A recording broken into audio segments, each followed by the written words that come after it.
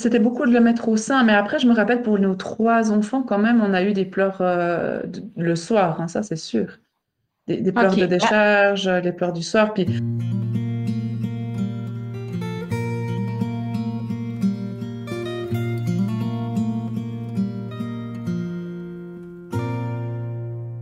Bonjour les parents. Donc, nous revoici, Marion, mon amie du dodo qui est avec moi, qui est en Suisse, pour un autre épisode du balado.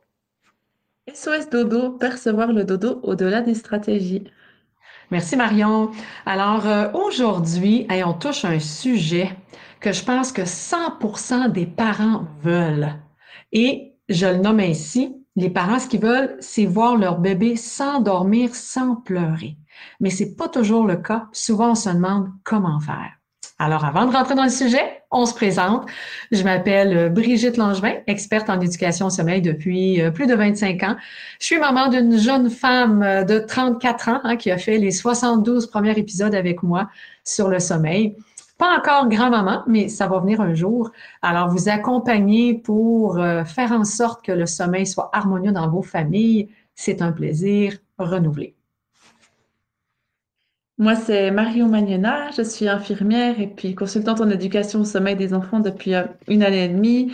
Je suis moi-même maman de trois enfants, Léonie qui a 6 ans, mon Charlie qui a 4 ans et demi, puis mon petit Jules qui a 2 ans et demi, pour qui j'ai travaillé dur dans les trois, chez eux trois, pour développer de bonnes habitudes de sommeil. Aujourd'hui, Marion, je trouve ça intéressant. Est-ce que c'est gagné le sommeil? Est-ce que c'est maintenant, c'est facile tout le temps parce que là, tu es formé puis tu as plein de trucs?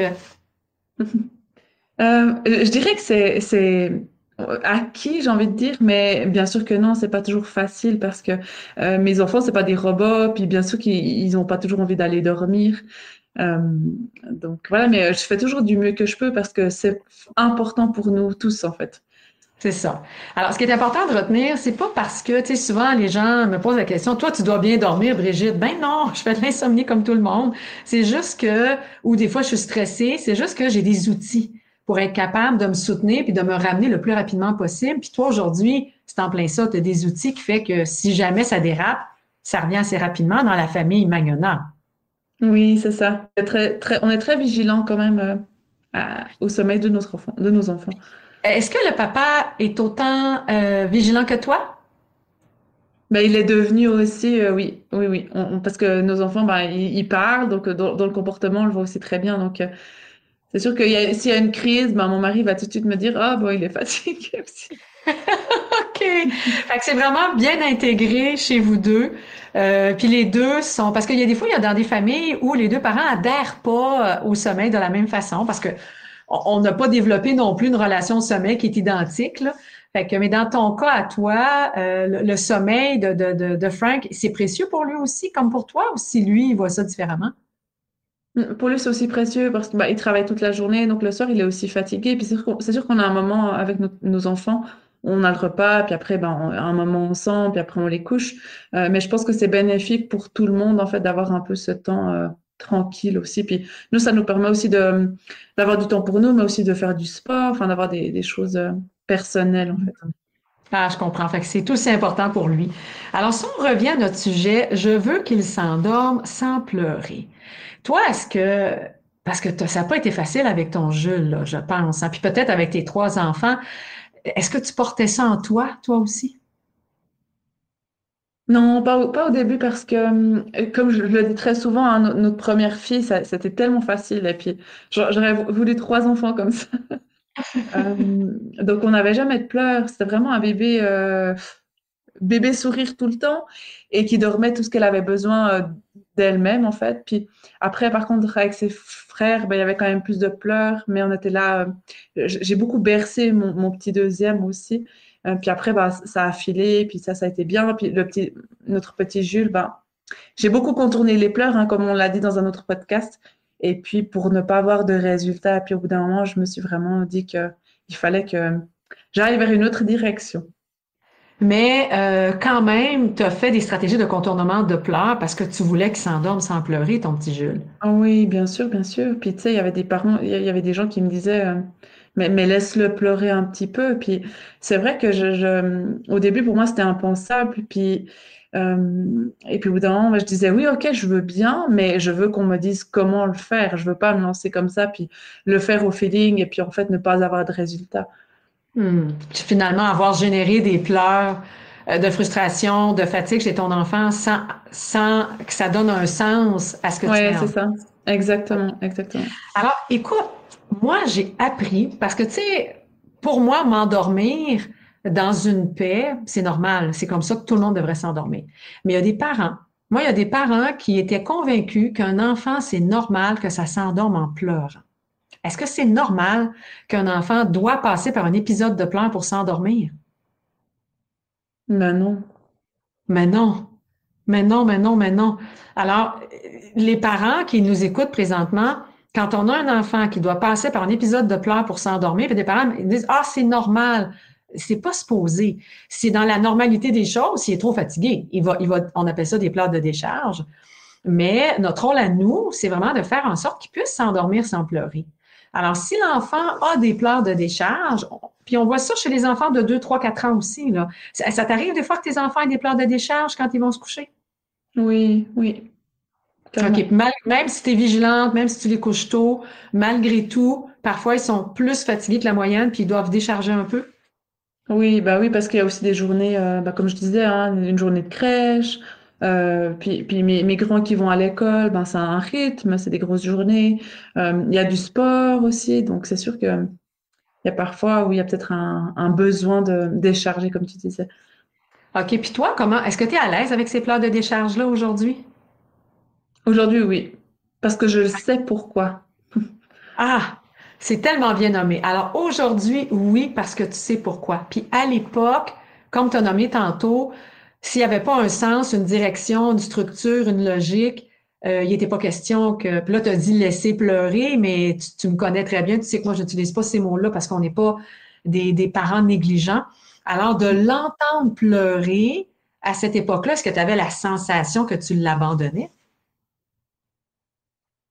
Non, je crois pas. Je crois pas que j'avais ce sentiment-là. C'est pas la première chose qui m'est venue en fait, mais c'est sûr que, puis là, je me rappelle tellement parce que quand j'ai consulté des consultantes en sommeil, alors il y a eu une part où elles étaient plutôt dans le contournement de pleurs, puis ça, je l'ai fait, mais tellement longtemps, pour Jules, hein, pour le troisième. Et puis, il y a eu une autre quand même qui m'avait proposé d'aller avec lui, puis en fait, qui pleure, mais de rester à côté de lui dans le lit, en fait. Puis avec mon mari, on l'a fait, mais au bout d'un moment, je trouve que pour moi, c'était difficile parce que je voyais vraiment pas de sens là derrière. Et je pense que elle n'avait pas non plus les explications pour me donner. Puis à l'époque, c'est vrai que je lui ai fait confiance, puis je me suis dirigée là-dedans, mais au bout d'un moment, ça donnait tellement pas de sens pour moi on a arrêté. OK, parce que tu voyais pas d'amélioration, mais tu étais prête, comme tu dis, tu étais une maman prête, tu avais deux autres enfants, tu étais prête à essayer d'autres stratégies. Ouais. Euh, c'est ça qui générait, la majorité, on veut contourner les pleurs, hein, on veut trouver un moyen pour qu'ils puissent s'endormir sans pleurer. Puis toi, tu avais trouvé un moyen, là. C'était quoi ton moyen déjà pour pas qu'il pleure, ton jeune? C'était beaucoup de le mettre au sein, mais après, je me rappelle pour nos trois enfants, quand même, on a eu des pleurs le soir, hein, ça c'est sûr. Des pleurs de OK. décharge, les pleurs du soir. Puis c'était un moment que je redoutais. J'aimais pas, moi, les 3 premiers mois de vie des enfants, le soir, j'aimais pas du tout. Bon, puis ça, c'est un autre contexte parce que on appelle ça, à l'époque où moi j'ai étudié sur le sommeil, on appelait ça le spleen, S-P-L-E-E-N, le spleen du sommeil, où peu importe ce que tu fais chez un bébé de 0, 2 mois, 3 mois, il va y avoir des pleurs alors que tu as répondu à tous ses besoins. Puis là, on disait, ben, mets ton enfant colle ton bras, mets ton enfant ventre sur ton bras, puis brasse un petit peu, flatte-le dans le dos, puis ça va finir par passer. Puis il y avait même des endroits que j'ai lus qui disaient que ben tu pouvais même dépose-le. Si tu vois que l'anxiété monte ou tu te sens en colère ou c'est trop pour toi puis tu peux plus parce que le syndrome du bébé secoué, on s'entend que c'est pas un mythe, hein, c'est des choses qui arrivent dans toutes les bonnes familles. T'es mieux d'aller le déposer dans le lit, le laisser vivre ses pleurs de décharge et pour que toi, tu puisses prendre soin de toi puis qu'il se passe rien de malheureux entre toi et ton enfant, là. Alors, fait que toi, tu en as eu des pleurs de décharge, puis ça a été difficile, là, les 3 premiers mois pour tes 3 enfants? Surtout les deux garçons, mais quand même, Léonie, elle en a eu au tout début, oui, ça c'est sûr. Elle en a eu au tout début, mais pour tes 2 garçons, ça a été difficile. T'as-tu senti à un moment donné que la moutarde t'a monté au nez? Te souviens-tu? Je sais que c'est loin. Euh, ouais, mais oui, je m'en rappelle, hein, mais non, parce qu'avec mon mari, après, on se coordonnait vite, tu sais, après, si j'arrivais pas à endormir un, ben, lui, il venait, puis on se relayait, puis je pense que ça nous a beaucoup aidé. Et puis après, bah, c'est sûr que comme j'allaitais, ben, souvent, je mettais mon bébé au sein. Parce que je trouve que c'est vrai Ouais. que l'allaitement, c'est des fois tellement aidant. Tout à fait. Alors, si tu veux, est-ce qu'on pourrait nommer, parce que je veux pas rentrer dans des stratégies d'accompagnement de pleurs, mais est-ce qu'on peut nommer des stratégies de contournement de pleurs? Alors, toi, tu as nommé le sein, OK? Mhm. Quelle autre stratégie? Puis moi, j'en ai d'autres que je vais t'apporter, là, parce qu'avec 25 ans d'expérience, je n'ai entendu un paquet, là, OK, de stratégies de contournement qui, on espère, vont donner du résultat, mais que des fois ne donnent pas de résultat, mais il faut expérimenter. On ne peut pas le savoir d'avance. Fait que là, on a de le mettre au sein. Je te laisse aller. Nomme-en quelques-uns. Bercer, mais aussi avec le mouvement, c'est-à-dire on fait les squats. Ça, j'en ai beaucoup fait avec mon mari. C'est-à-dire de haut en bas, on descend. Et OK, ça marchait vraiment bien, je trouvais. OK. Fait C'est que comme tu as d'aller faire les escaliers, finalement, oui. OK. Donc, faire Euh, les escaliers, faire des squats avec bébé en portage, le bercement tel quel sur une chaise berçante. oui. Quoi Après, d'autre? le portage, ça, d'avoir bébé quand même contre soi, ça nous a beaucoup sauvés aussi. Le portage, puis on peut cacher le stimuli visuel, aussi cacher les yeux avec une couverture de mousseline, parce que c'est par les yeux qu'on grabe le plus d'informations, puis que l'enfant voit des choses. Et les bébés curieux, les faux mots là, qu'on dit, là, le fear of missing out, dès qu'ils voient quelque chose, eux autres, c'est comme on dort pas, fait qu'on peut mettre une petite couverture de mousseline. Fait que le portage, quoi d'autre? Nous, on a fait quand même un peu de voiture aussi. La C'est-à-dire, voiture, ouais. c'est très, très, très, très, très, très, très à la mode, la voiture. Tu sais, il y a des parents qui Oui, ont. Il y a une famille qui m'a dit qu'on a un plan, qu'il y avait un plan budget pour l'essence, pour ouais, les c'est dos sûr.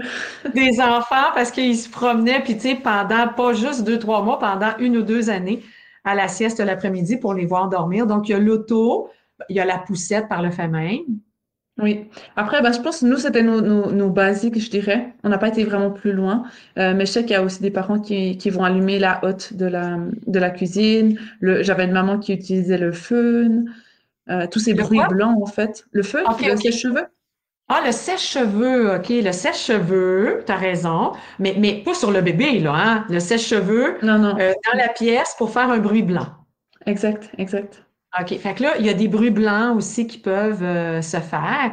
Alors, si on garde sur le auditif, parce que là, on a nommé du kinesthésique.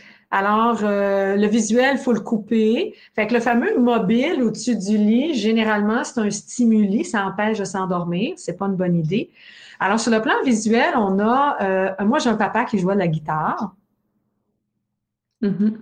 J'ai un papa, ça a donné que c'est des papas là qui, je sais pas, qui ont plus expérimenté, qui faisaient descendre un mouchoir dans le visage du bébé 3 fois. La troisième fois, il dormait. OK? J'ai des sons. Alors, il y a des papas qui chantaient des mantras. OK? Des espèces de sons quand les gens méditent, là, les fameux aoum ou des sons comme you, des voyelles. Les enfants s'endormaient. J'ai vu aussi une maman qui grattait la bassinette. Elle rentrait sans être vue. Sa petite fille avait 5 mois et demi. Elle grattait la bassinette avec son ongle, OK, là, son doigt. Puis sa petite tombait endormie. Écoute, les parents sont tellement créatifs. J'ai aussi entendu un parent qui me dit qu'elle avait mis un appareil Bluetooth dans la chambre de son enfant. Elle faisait partir à distance, OK, sur son cellulaire, la dormeuse, la petite chanson, la petite berceuse plutôt, qu'elle utilise le soir pour s'endormir. Mais pendant les siestes, il y avait un éveil ou pendant la nuit, elle partait sa petite berceuse, son enfant se rendormait. Mhm. Le plus inusité là, que j'ai entendu, c'est un petit coco de 18 mois, puis c'est plate, là, ce que les parents faisaient, mais ils mettaient une tablette au-dessus de... L'enfant était couché dans son lit, il mettait la tablette au-dessus, puis il dormait en 2 minutes en regardant un dessin animé. Puis la mère a dit, je le sais, c'est pas correct. Je le sais, c'est pas correct. Je le sais, c'est pas correct. Mais elle dit, ça marche encore. Mais elle dit, je veux me débarrasser de ça. Alors, j'avais jamais entendu ça, moi, qu'un enfant s'endormait, le parent, la tablette, au-dessus du lit. 18 mois, l'enfant s'endort, ça prend 2 minutes, puis il faisait sa nuit, là, OK? Il se réveillait pas la nuit. Mais pour s'endormir à Mm. la sieste et le soir, il avait besoin d'avoir un dessin animé couché dans son lit. Et puis ça mène où? Hein? Ces stratégies de contournement-là, c'est que ça crée des habitudes. Puis tu sais, en tant qu'adulte, combien d'adultes doivent s'endormir devant la télé? Si c'est sûr que c'est en prenant un breuvage chaud, c'est un moindre mal, mais beaucoup de gens ont associé dormir ailleurs que dans leur lit avec un environnement qui finalement pourrait être stimulant pour d'autres personnes. Toi, Mm. tes habitudes de sommeil, c'est quoi? Comment tu fais pour t'endormir, Marion? Mais moi, je m'endors pas devant la télé. Moi, j'aime pas énormément la télé. Je regarde pas beaucoup. Mais après, je fais ma routine du soir, puis je vais me coucher. Puis là, par contre, moi, je vais un peu de temps à m'endormir. Je m'endors pas en 2 minutes. J'ai jamais été comme ça. Mais je vais repenser à ma journée, je vais repenser à la semaine, enfin à plein de choses en fait, pas forcément négatives. Puis après, ben, je m'endors. Tu t'endors à un moment donné là-dessus, mais ça cause pas d'anxiété pour toi. Tu t'endors en combien de temps? Mais moi, c'est pas l'exemple non plus parfait. Ça dépend. 30 minutes, je dirais 20-30 minutes. OK, mais c'est parfait. Écoute, c'est génial. C'est 10 à 20 minutes généralement l'endormissement. Moins de 10 minutes, c'est questionnant. Chez les enfants aussi. Plus de 30 minutes, chez les enfants, on pourrait se questionner. Alors là, on vient de nommer, parce que moi aussi, j'ai mes habitudes de sommeil, OK? Puis, mais il faut s'assurer que nos habitudes de sommeil sont transportables. Alors, tu sais, moi, ça me prend des bas dans les pieds. Ceux qui me connaissent, là, depuis le temps que j'en parle, j'ai des bas dans les pieds presque 12 mois par année. Alors, le mois de juillet, mi-juin, mi-août, ils vont prendre le bord en dormant, mais je les ai pour me coucher aux grandes dames de mon copain qui dit qu'il ne peut pas comprendre que j'ai besoin de bas pour dormir, mais c'est une condition de sommeil. Sauf que ça se transporte, que je vais dormir n'importe où. J'ai mes bas, OK? J'ai des bas particuliers pour dormir. C'est même pas n'importe lesquels. Faut pas que ce soit trop serré. Faut qu'il soit assez chaud. Donc, faut qu'il soit assez long pour pas qu'il glisse de mon pied. S'ils sont trop courts, ils glissent. Alors, si j'oublie mes bas quand je pars, c'est un drame, là, OK? Là? Alors, nos enfants font des associations. Alors, quand on fait des stratégies de contournement de pleurs, ben, choisissons des stratégies qui vont faire en sorte que ça sera pas un supplice. Mais si ça devient un supplice, comme toi, le sein s'était rendu un supplice, je pense, Marion.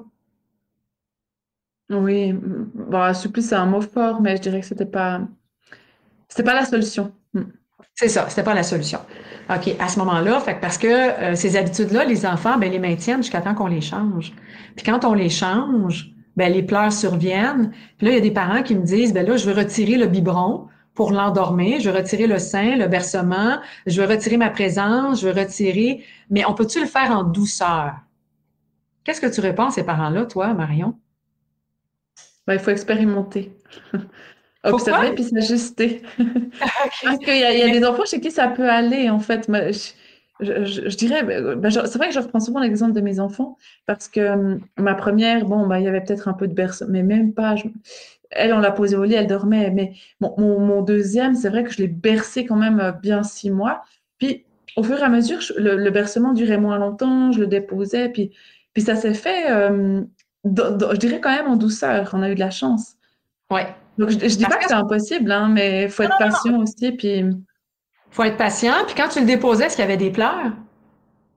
il pouvait y avoir des pleurs, puis je pense que je le reprenais justement jusqu'à endormissement total quand même, c'est sûr. Mais OK. après, ça durait de moins en moins longtemps. Puis là aussi, maintenant, je repense à un bruit, c'était que je faisais beaucoup le chut. OK. OK. C'est vrai, le bruit aussi. Alors, le mouvement, le bruit, le toucher qui fait que, il finit par s'endormir. Puis, est-ce que ça s'est fait naturellement, puis t'as jamais eu besoin de faire rien d'autre ou, pour Ouais, ton avec Charlie? lui, oui. Oui, oui, oui. Finalement, OK. après, ça s'est bien passé, on a eu de la chance. Mm. OK. Fait que t'as contourné les pleurs et ça s'est bien passé. Avec ton Jules, t'as contourné les pleurs mais ça s'est pas bien passé. Mais ce qui est, c'est que moi, j'avais plus l'énergie de refaire ça, en fait. Ce que j'avais fait pour Charlie, j'avais plus l'énergie de le refaire, en fait. Puis C'est est-ce que ça. ça prenait de plus en plus de temps à voir Jules s'endormir quand tu le mettais au sein? Oui. OK, Ouais, ben, non, il s'endormait rapidement, mais après, ça se maintenait pas, en fait. On OK. pouvait le poser, puis au bout de 2 minutes ou 30 minutes, il se réveillait déjà. Charlie, est-ce que c'était le cas? Non, pas spécialement. OK. Alors, quand moi, les parents me demandent, parce qu'ils ont fait toutes les stratégies de contournement possibles, un peu comme ton Jules, puis parfois c'est parce qu'ils n'ont plus l'énergie de le faire, parce qu'ils voudraient offrir la même chose qu'ils ont fait avec l'aîné, mais ils sont plus capables. Hein? Mm. Ça te prend de l'énergie pour faire ça, puis là, il faut que tu prennes soin de l'aîné, il n'y arrive pas. Puis quand le parent me dit, as-tu une façon en douceur de l'amener là? Puis moi, je dis aux parents, si seulement j'avais une baguette magique. Mm. Parce que l'enfant que tu as fait, que tu as tout expérimenté, puis que tu frappes un mur, toi, en tant que parent, à un moment donné, on a nommé plusieurs stratégies de contournement de pleurs. À un moment donné, chez certains enfants, pas tous, toi, tu as un enfant sur trois en réalité, que tu as été obligé d'aller vers des stratégies d'accompagnement de pleurs.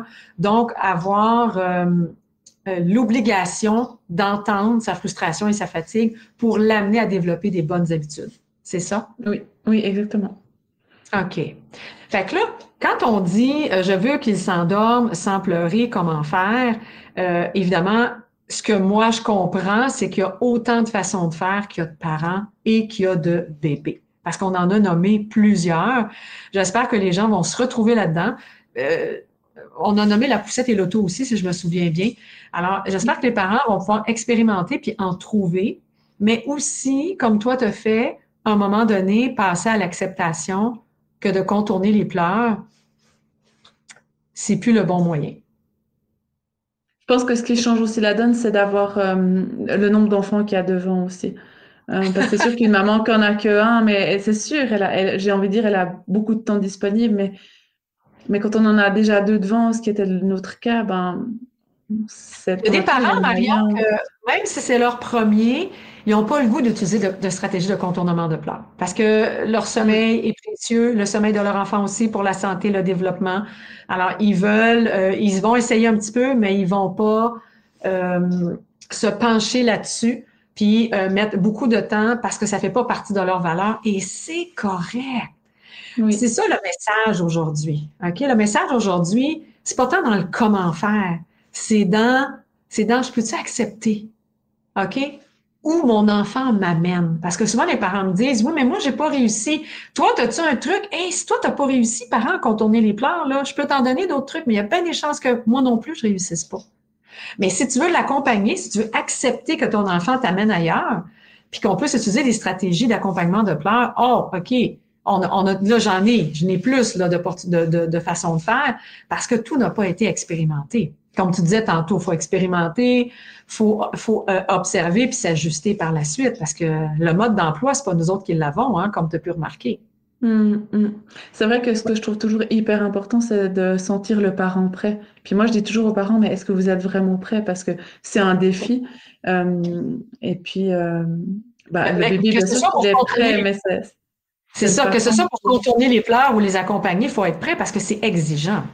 Ouais, c'est ça. Mm. Puis on n'est jamais prêt à 100%. Je t'ai coupé, c'est ça que tu allais dire? Euh, non, non, je disais, ben, les parents, des fois, ils se disent, on fait la consultation, puis ils se disent, oui, je suis prêt à aller là-dedans. Puis après, ben, en passant à l'action, ben, ils se rendent compte que c'est quand même bien plus compliqué que ce qu'ils pensaient. Puis c'est là où c'est d'aller selon le mouvement du parent. Puis c'est sûr qu'il y a des parents qui laissent tomber. Puis c'est aussi correct. C'est là où je voulais rejoindre ce que tu disais. C'est ça, effectivement. Il y a des parents qui se sentent prêts, ils font la consultation, on explique tout. Moi, je vais même imiter des pleurs de bébé pour qu'ils sachent de quoi on parle avec des pleurs intenses, comment intervenir. Puis ça se peut qu'on soit pas prêt, qu'on arrête en cours de route. C'est pas la fin du monde. Oui, notre petit bébé va être plus déterminé ou notre enfant plus déterminé la prochaine fois, mais c'est correct, ça fait partie de la vie. Il aurait pu tomber malade. Puis on aurait été dans l'obligation d'arrêter aussi, là. Alors, puis après Mm. ça, on se reprend plus tard. As-tu des familles, toi, qui te rappellent plus tard en disant, oh, j'ai pas réussi, mais là, je me sens prête? Oui, oui, oui, j'ai eu des familles, quand même.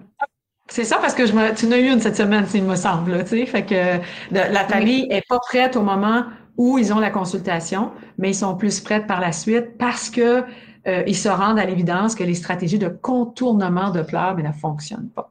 Fait que toi, dans le fond, Oui. tu as expérimenté avec tes enfants les trois grands types de stratégies. Avec Léonie, stratégie sans pleurs parce que tout a été facile avec elle. Mhm. En fait, tu as fait un peu ce que tu ressentais. Puis, tu as suivi un petit peu ses signaux de fatigue, puis ça a été parfait. Elle a dormi selon son besoin. Avec Charlie, tu as expérimenté les stratégies de contournement de pleurs qui ont donné un succès parce que tu as été Mhm. patiente depuis ton temps, mais ça prenait de moins en moins de temps. Tu savais que tu étais dans la bonne voie. Puis avec Oui, ton Jules, lui, tu as dû aller chercher des stratégies d'accompagnement de pleurs parce que ça devenait très lourd pour toi puis pour lui en même temps de continuer à contourner les pleurs. C'est bien ça? ouais, c'est exactement ça. Exact. Hey, je te dis, c'est le fun. Tu as toutes les expériences, Marion. Tu vas pouvoir aider tout plein de Ouais, familles. mais oui, exactement. Mm. Après, c'est sûr Alors, que bien, le vécu, il parle, mais après, comme je dis, ben, c'est propre à chacun. Puis, on se sent différemment dans notre parcours de vie, puis dans notre parcours de parents aussi. Puis, le sommeil n'est pas important pour tout le monde non plus. non plus, tu as raison. Le sommeil, c'est le besoin le plus mal aimé chez les adultes et chez les enfants aussi. Fait que quand tu as l'enfant et l'adulte, que le sommeil n'est pas important, ça fait une famille fatiguée, mais chaque famille y va comme il le sent. C'est tellement C'est important. ça. Ouais, C'est ça. exact. Est-ce que tu as le goût de rajouter autre chose, Marion? Non, ça fait le tour. Ça a fait le tour. Alors, on se dit à la semaine prochaine. À la semaine prochaine. Ciao, ciao. Bye bye. C'était Brigitte Langevin, experte en éducation au sommeil depuis plus de 25 ans. Si jamais tu as le goût d'en apprendre plus parce que tu veux pas que le sommeil ce soit sur un coup de dé, je t'invite à consulter mon site internet brigittelangevin.com. Si jamais tu as le goût d'en savoir vraiment beaucoup plus puis d'accompagner des familles, toi aussi, comme moi je le fais, tu vas y découvrir la formation Les Amis du Dodo. À bientôt! C'était Marion Magnona, infirmière et consultante en éducation au sommeil des enfants. Si tu as le goût de consulter mon parcours d'une maman avec 3 enfants, ou si tu recherches du soutien, je te laisse consulter mon site internet je rêve de dormir.ch.